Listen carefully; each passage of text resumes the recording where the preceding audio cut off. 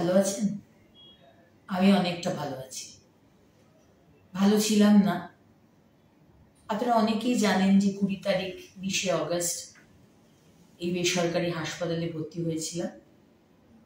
20শে থেকে 28শে August pneumonia, asthma, শ্বাসকষ্ট, কাশি, জ্বর সবকিছু নিয়ে ভর্তি হয়েছিলাম। তারপর সুস্থ হয়ে যাই। ডাক্তারবাবু বারবার বলেছিলেন বাড়ি থেকে বেরোবেন না, কিন্তু কথা শুনিনি। বাড়িতে মন লাগে না। স্টেট অফিসের মিটিং, বিধানসভার 3 দিনের অধিবেশন, বক্তব্য রাখা। এলওপি বারবার বারণ করেছিলেন বক্তব্য রাখবেন না, কথা শুনিনি।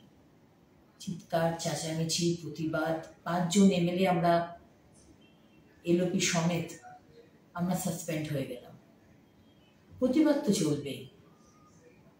তারপর 4 তারিখ রাত্রিবেলায় ওই ঝুট ঝামেলা হওয়ার পর রাতের দিকে, মানে 5 তারিখ শিক্ষক দিবসের দিন ভোরবেলায় হঠাৎ করে শরীর খারাপ, আবার ভর্তি হতে হলো এই বেসরকারি হাসপাতালে। 5 তারিখ ভর্তি হয়েছি, আজকে বাড়ি যাচ্ছি। আজকে অনেকটা সুস্থ, কিন্তু ডাক্তারবাবু বারবার বলে দিয়েছেন 1 মাস কিন্তু বাড়ি থেকে বেরোনো যাবে না। তাই অ্যাকচুয়ালি আপনাদের সঙ্গে হয়তো দেখা হবে না, কিন্তু ভার্চুয়ালি তো দেখা হতেই পারে, এবং ভার্চুয়ালি দেখা হবে, মাঝে মাঝেই দেখা হবে।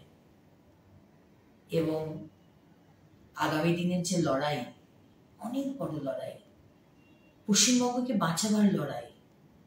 একদিকে পশ্চিমবঙ্গের মানুষ আর অন্যদিকে তৃণমূল। মমতা ব্যানার্জি, আপনাকে আমরা ছাড়ছি না। আপনার প্রতিবাদ, অন্যায়, এর প্রতিবাদ হবেই। হাতে আর কয়েকটা মাস বাকি। ইউনাইটেড হয়ে সবাইকে লড়াই করতে হবে।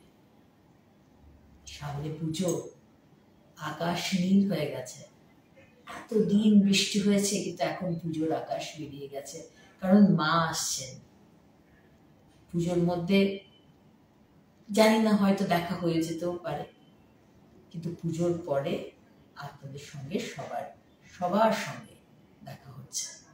ভালো থাকবেন, সুস্থ থাকবেন, পুজো খুব ভালো কাটুক।